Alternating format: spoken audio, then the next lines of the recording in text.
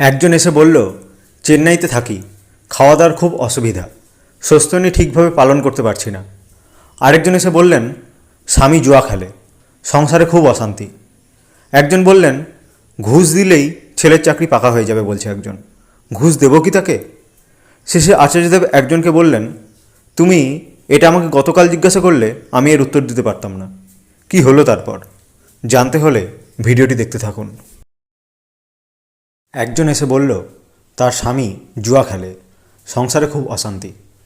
আচার্যদেব বললেন, জুয়াতে আলটিমেটলি লসই হয়, সেটা বোঝানো দরকার। যাই হোক, তুমি যা করতে পারো তা হলো নিজের আচরণের মধ্যে দিয়ে স্বামীকে বোঝাতে চেষ্টা করো যে ইনকাম তুমি করছো তাতেই আমি খুশি। আর আচরণ, সংসারের খরচপাতি সবকে নিয়ন্ত্রণ করে যাতে সে বুঝতে পারে তার ইনকাম নিয়ে তুমি খুশি। না হলে সে জুয়া খেলবে, আলাদা অনৈতিকভাবে উপার্জনের চেষ্টা করবে। এছাড়া তুমিও নিজের মতো চেষ্টা করো একটা আয় উপার্জনের ব্যবস্থা ঘরে থেকে করতে পারো কিনা। একজন এসে বললেন, তার পরিবারের একজন প্যানক্রিয়াটাইটিস রোগে ভুগছে। শেষে আচার্যদেব বললেন, যার কাছে চিকিৎসা করাচ্ছ করাও, কিন্তু কলকাতার ডক্টর রথীন চক্রবর্তী, উনি MBBS MD, কিন্তু প্র্যাকটিস করেন হোমিওপ্যাথি, এর পরামর্শ অবশ্যই নেবে।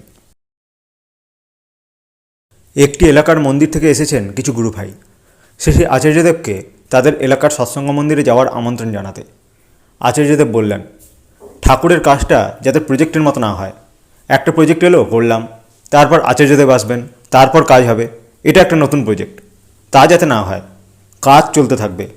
আমার যদি মনে হয় তেমন কাজ হচ্ছে আমি যাব, কাজ চলতে থাকবে।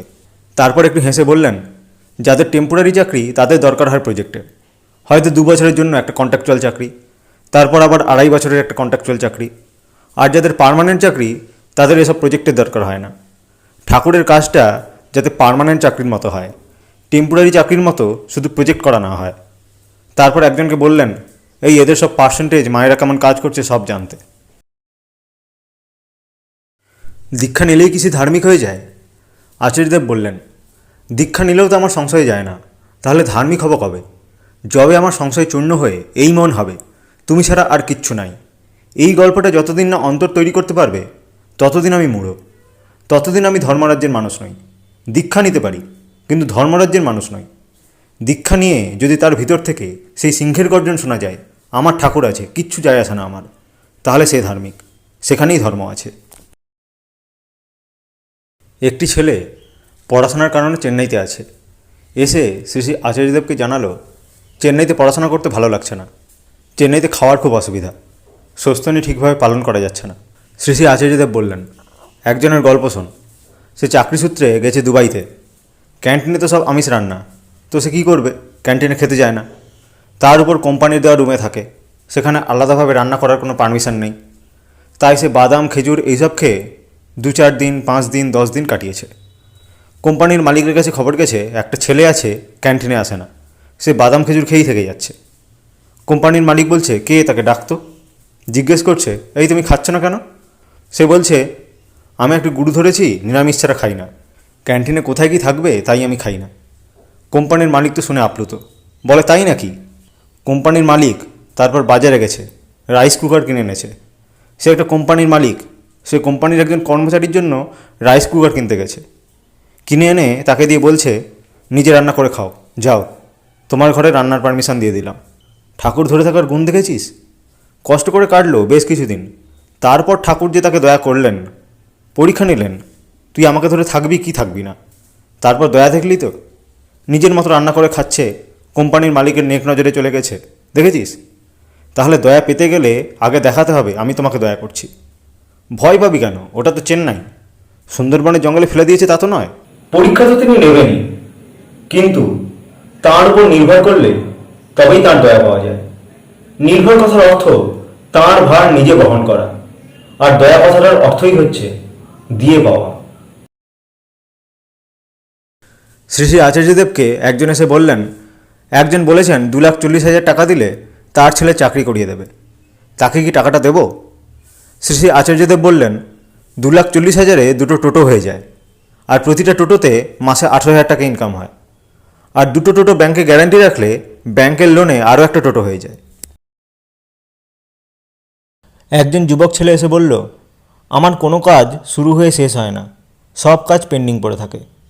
আচার্যদেব বললেন, তুমি শুধু তোমার নিজের ইচ্ছাধীন হয়ে চলো তো, কারোর ধার ধারো না, এই জন্যই তোমার কোনো কাজ মীমাংসা হচ্ছে না। বললেন, তুমি এটা কালকে জিজ্ঞাসা করলে এর উত্তর আমি দিতে পারতাম না, ঠিক মতো দিতে পারতাম না, কিন্তু আজকে আমি স্পষ্ট জানি যে এটা ঠিক। যে কাজ শুরু হয়েছে সেটা মীমাংসা হলো না। কোনো একটা কাজ শুরু করলাম, সেটা অমীমাংসিত রয়ে গেল, এর নাম হচ্ছে বিষাদ। ঠাকুর একটা বাণীতে এই শব্দ ব্যবহার করেছেন, বিষাদ। আমি ডিকশনারিতে আজ অর্থ খুঁজতে গিয়ে দেখলাম এটার মানে হলো এই, মানে তুমি নিজের ইচ্ছাধীন হয়ে চলে বেড়াও, তাদের সমস্যা এই।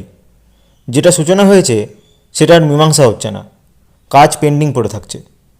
ইচ্ছাকে নিয়ন্ত্রণে নিয়ে যেতে হবে। যদি ইচ্ছা নিয়ন্ত্রিত হয় তাহলে যে কাজ করছি সে কাজ সফল হবে। যে নিয়ন্ত্রিত করতে পারে সে হচ্ছে চৌখস। তাকে বলা হয় সাইকোলজিক্যাল ওয়েতে emotional quotient high, EQ high. এই ইকিউ হাইওয়ালা লোকগুলোই সাকসেসফুল হয়। তারা শুধু নিজের ইচ্ছাতে চলে না, ইচ্ছাকে যথাযথ নিয়ন্ত্রিত করে চলে, তাই তাদের সমস্ত কাজ মীমাংসা হয়। যারা শুধু নিজের ইচ্ছা নিয়ে ঘুরে বেড়ায় তাদের কাজ অসমাপ্ত থাকে। ইচ্ছাকে যথাযথ নিয়ন্ত্রণের মধ্যে নিয়ে গেলে তবে সেই ইচ্ছা তাকে সাকসেসফুল করে। অতএব এই ছোটো ছোটো জিনিস আছে ঠাকুরের কথায়। আমাদের জীবনে যা যা আমরা পেয়ে থাকি, যা যা আমরা করে থাকি, তার সমস্ত কথা আছে। তারপর সকলের দিকে চোখ রেখে বললেন, তোমরা শুধু নিজের ইচ্ছাধীন হয়ে চলো না, ইচ্ছাকে নিয়ন্ত্রণ করো সতের সাথে। যা তোমাদের আদর্শ, তোমাদের জীবনীয়, তার সাথে যুক্ত করা নিজের ইচ্ছাটাকে। ওই ইচ্ছাটার সাথে এই ইচ্ছাটা যখন যুক্ত হয় তখন নিজের ইচ্ছা কী হয়? পরিমিত হয়। ঠিক আছে? তখনই সমস্ত কাজ মীমাংসিত হয়।